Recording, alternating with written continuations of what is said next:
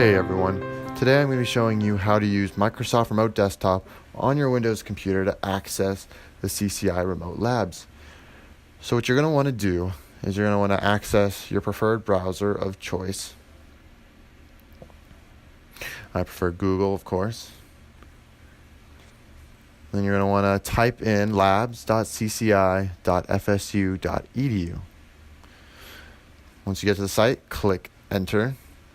And then type in your FSU ID here, just after the backslash, the FSU backslash.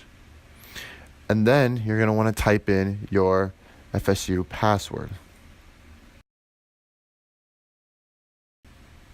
Once you're in, select the program you wish, and it'll actually work immediately. The Microsoft Remote Desktop is part of the Remote Labs experience, so there's no third-party software to download. Simply click which app, and then once you do, click Connect.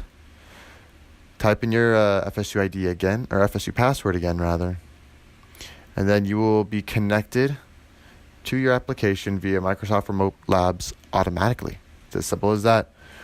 Thanks for listening.